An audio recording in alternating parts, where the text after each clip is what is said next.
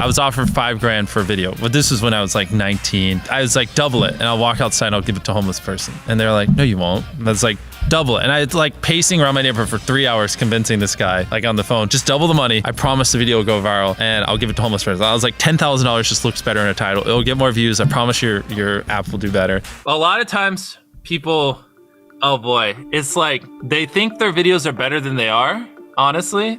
And tell them, Jimmy, tell them. I mean, they do that, and they have horrible friend groups because you really are like the type of YouTubers you hang around. It's getting people with the right YouTuber friend group that aren't pussies and will actually tell them when their content's bad and like actually roast it and help them get better in a nice, positive way. Basically what I did was I've somehow found these other like 4 lunatics. 3 of us were college dropouts. One was a high school dropout, and one, I don't know, he just like quit his job. We all were super small YouTubers, and we basically talked every day for 1,000 days in a row and did nothing but just like hyper study, like what makes a good video, what makes a good thumbnail, what's good pacing, like how to go viral. We would just get on Skype every morning, and like some days like I'd get on Skype at 7 a.m. and I'd be in the call until like 10 p.m. and then I'd go to bed, I'd wake up and I'd do it again. We'd do things like take 1,000 thumbnails and see if like there's a correlation to the brightness of the thumbnail to how many views it got. Imagine a world where it's just you working solo and you work 12 hours a day every day for like a year. And you're just grinding, you make a mistake, you learn from it, you grind, you make a mistake, you learn from it, and you do that for like a year.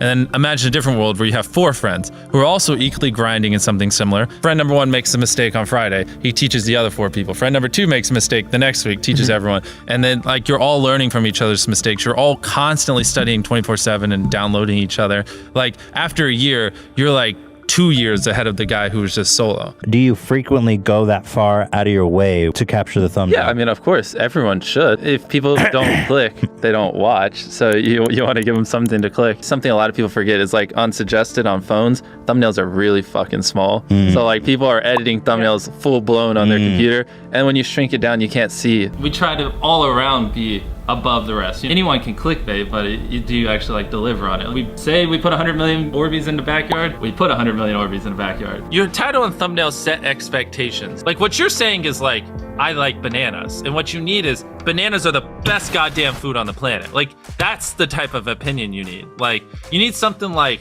how to get 100 million views on YouTube, or not even that, that's not strong enough. You need something that makes people go, what the fuck? What the fuck did he say in that video? What the fuck?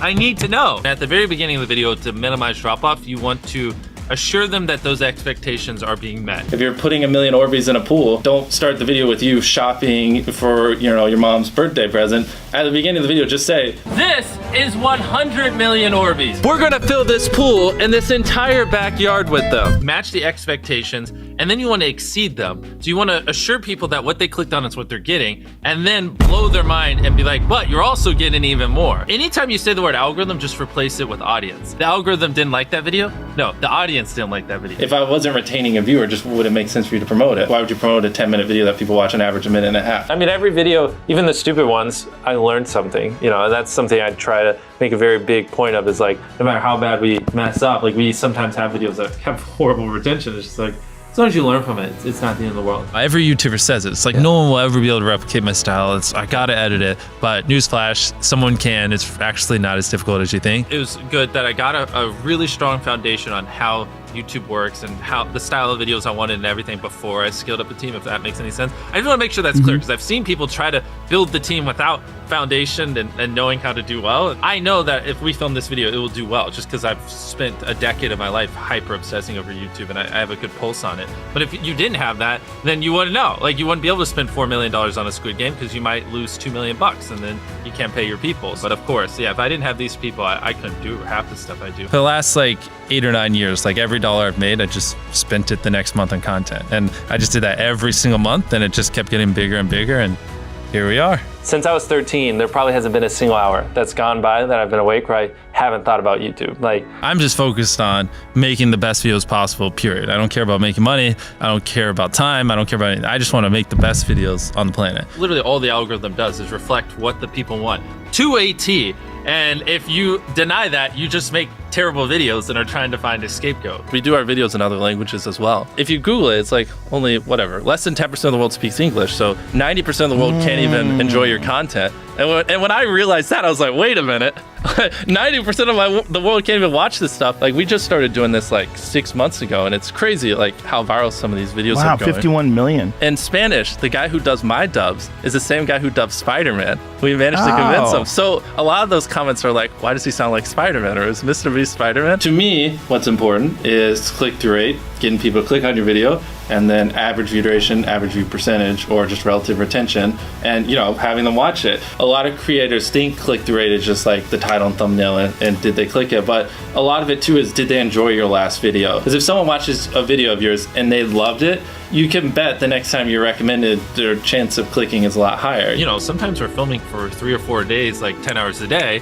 30, 40 hours of filming plus months of setup, whereas most creators probably film for a couple hours and set up for a day. Outside of just filming, we brainstorm video ideas, relentlessly, hours every day. By always doing all those things, it just distinctively sets it so far apart that it's basically, in my head, it's like, why would you not watch it? Viewers aren't stupid. They can tell when you half ASS, I don't know if I'm allowed to curse, a video, or if you really put in effort. And if they can tell you're putting in a lot of effort, they're gonna be more likely to click on future videos. And that snowballs. And because once you build that trust, they get to a point where it doesn't matter what you upload. They just know it's high effort and they just know it's great. And they're just conditioned just to watch because you have a good track record. And so with filming, it's just like trying to make sure we're doing everything we can, no matter how expensive it is, no matter how much time it takes, to make the best video possible. A lot of people, if they gave away 100 grand, they would make a huge deal about it. But sometimes we're just like, yeah, here's 100 grand. Thanks for watching, bye. Doing it that way makes it more fun and just more interesting. So I like to keep a little bit of it mysterious because I think that's what people enjoy. A lot of people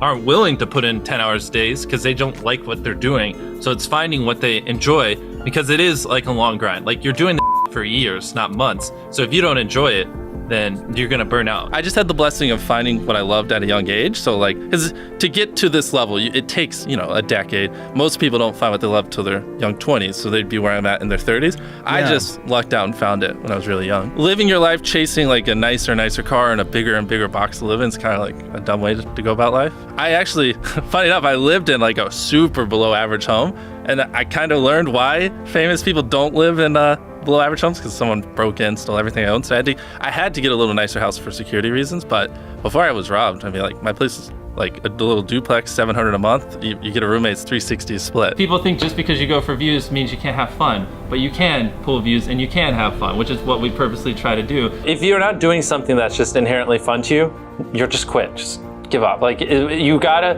at least semi-enjoy what you're doing, or you're gonna quit long before it gets to the point where it brings in money or whatever else could be driving you. So find what you love, and then I would just hyper obsess. Make sure no one doing what you're doing is doing it better. Make sure the videos are as good as possible. You can be motivated by more than one thing. I'm motivated because I want to support my mom and my family. I'm motivated because I want to employ my friends and help them. I'm motivated because I want to help other people. I'm motivated because I want to be a YouTuber. I feel like that's another misconception. You can have lots of things that drive you. Absolutely. Yeah. Absolutely. So there's just tons of stuff that drive me. And everything drives me to wanting to be a YouTuber, so I kind of obsess over it. For the people that are willing to be coachable, I would say just education. There is a lot of misinformation out there that people live and breathe by, the weirdest stuff. I gotta upload at midnight on Wednesdays or my videos don't do well. It's just dumb stuff like that they don't realize how badly they're handicapping themselves. Some minor tips I could give is if somehow you could have a payoff at the end, then more people are gonna watch the end just to see what happened. Whichever one of these 456 people survives the longest wins 456 grand. Cut out all dull moments, try not to over-explain things. If a camera just sits on me and I'm just talking for 20 seconds, it doesn't hold retention as well as, maybe me talking and other footage popping up. It's much easier to get 5 million views on one video than 50,000 views on 100 videos. It takes way less effort to get 5 million views on one video. Back then, which I think small YouTubers should do, is I would reply to every single comment. And so I think a few people caught on that I would always reply. And so some people would just be like, I wonder how long it'll take for him to reply. So that was a lot of my comments when I was smaller, but at least it kept him coming back. In your analytics, and most of you probably know this, audience retention. You can see where people click off. Just literally go through your last 50 videos